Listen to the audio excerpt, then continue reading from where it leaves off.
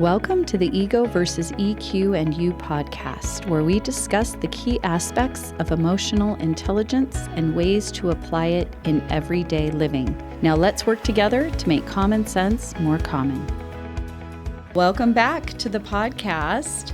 I am so excited today to introduce a new series that we're starting, which is exploring contrasts. So we'll do a series around one thing versus another. And to do that, I have invited Angela Bear and Steve Friedline, my work besties, to join me. And for those of you that listen only to the podcast, I wanted to also remind you that we have a YouTube page. So you can see us on YouTube, and we are actually in studio together today. So it might sound a little bit different than normal to have them here.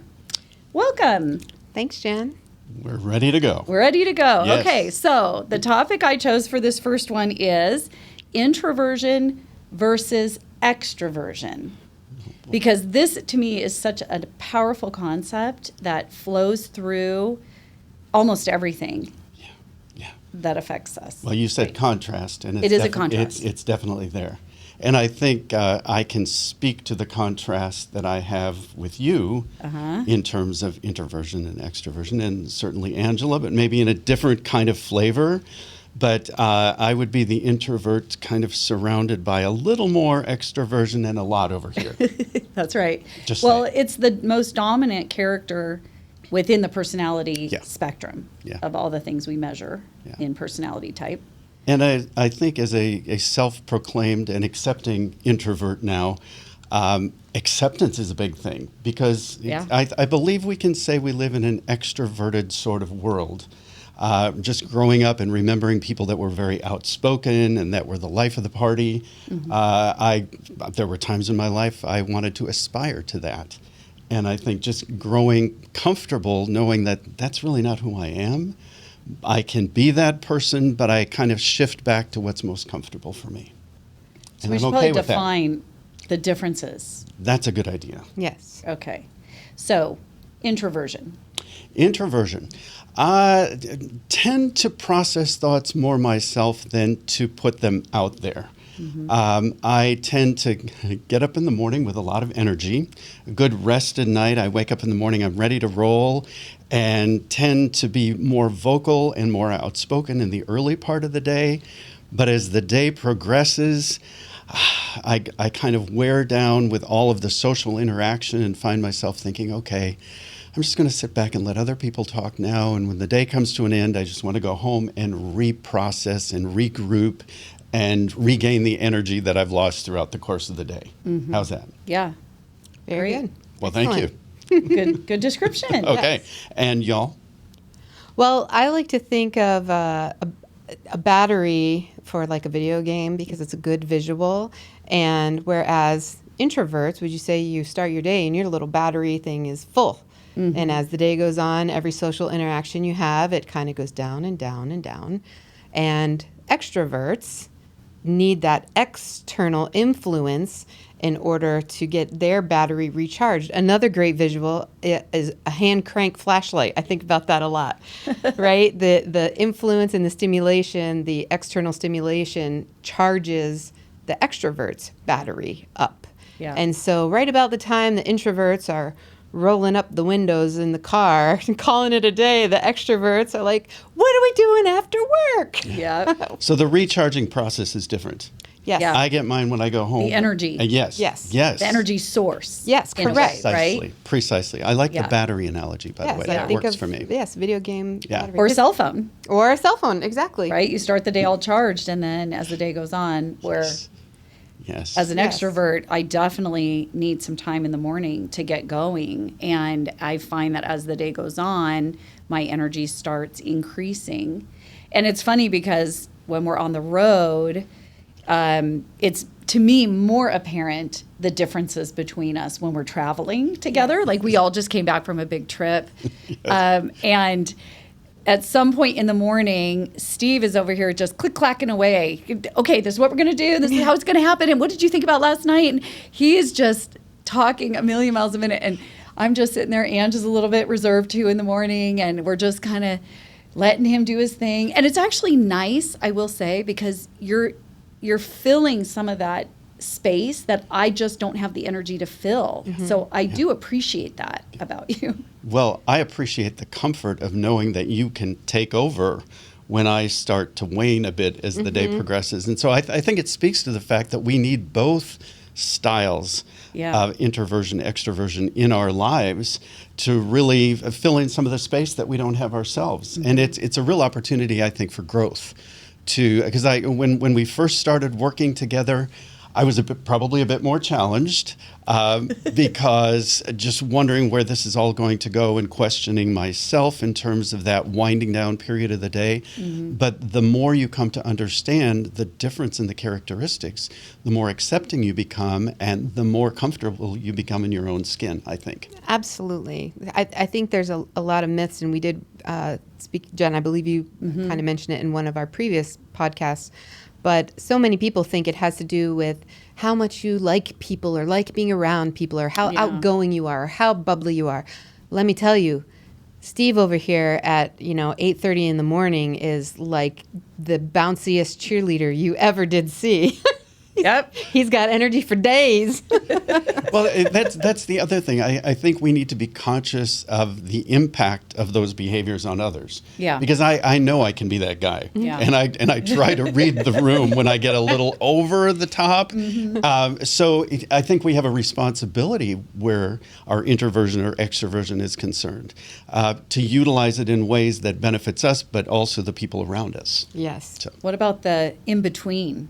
Yes. So we are aware that there are two other personality styles that have been identified. There's the Introvert, and it's brand new, so if I'm mispronouncing that, apologies. And the Ambivert. And those each are more mid-range. So the Ambivert has the intentions to be able to kind of go in and out. Yes, cross over. They're kind of right on the line and situationally will sway one way or the other. And the Introvert is brand new. So that is, again, in the middle, but that has a lot of differentiation with feeling like you belong in a group. That has like some more group type implications on how you behave in a group. So if you're interested in either one of those, definitely a lot of research out there that you could check out.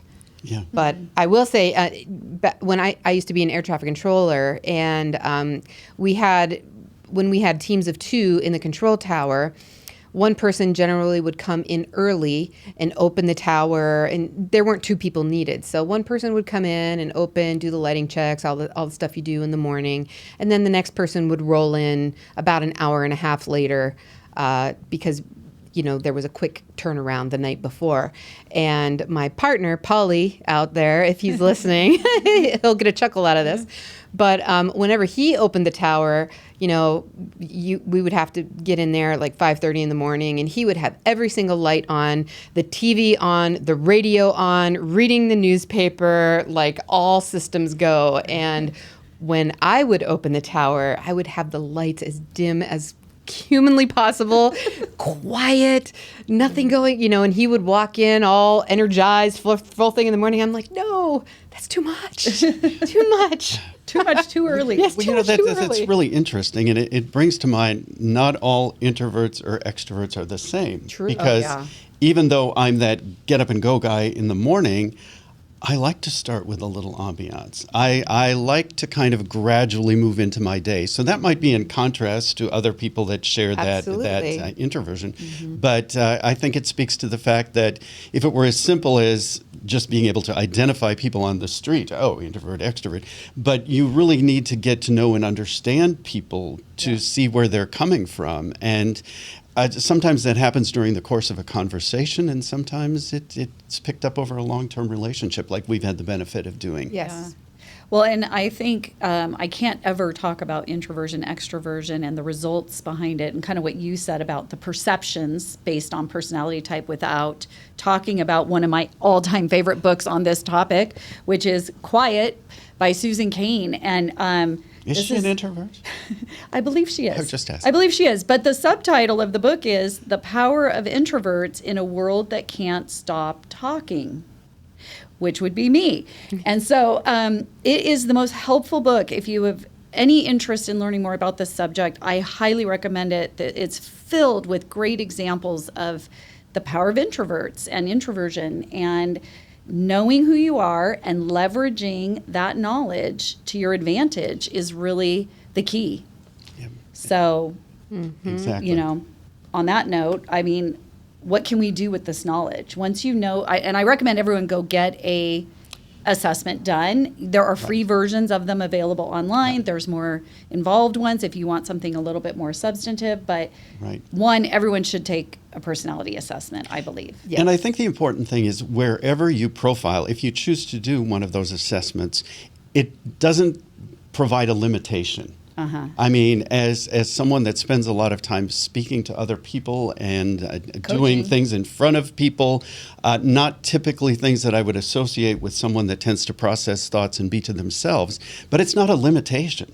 It's simply helping you identify what's most comfortable for you. It doesn't mean that's your capacity for interacting. It just means what comes most comfortably. Yes, self-awareness at its core, right? Knowing if you have to make a difficult conversations, when are you at your strongest? Or is it more important for the other person to be at their strongest during this difficult conversation? The more you know, right? Well, that's the difference, I think, between ego and EQ, right? Ego is I do things when I'm at my best, which for me might be later in the day. But EQ would say, figure out, knowing my own style or my own personality type, what is the other person, and then how do I find a sweet spot? So maybe we meet over lunch instead of early in the morning or late in the day, because that's where we cross over in our energy path, right? Yep. And we have our sweet spot. I think our sweet spot is late morning, is when we really roll. If we have to work on creative work or anything like that, we've learned we don't do it first thing in the morning and we don't do it at night. We do it late morning. And so I think leveraging this knowledge as teams or individuals, it really helps. Completely agree. Effectiveness, productivity, Yes. all that good stuff. Yes, agreed. Okay. Well, any last? Like I said, the most important thing to me is that it's not a limitation. Yeah. It's an opportunity for us to learn more about ourselves and how we can be more effective and more comfortable in our own skin. Agreed. Yeah. Yes. All right. Well, thanks for listening to this episode. We hope you've enjoyed it. It's given you some food for thought, some things to think about. Please stay tuned, and we'll catch you next time. We'll be back. Thanks for joining us today on the Ego versus EQ and You podcast. If you liked this episode, be sure to follow us or subscribe on your favorite podcast platform, and please share our show with others. For questions or future topic suggestions, please email us at podcast@jenshirkani.com. Until next time, keep using your EQ and show ego who's boss.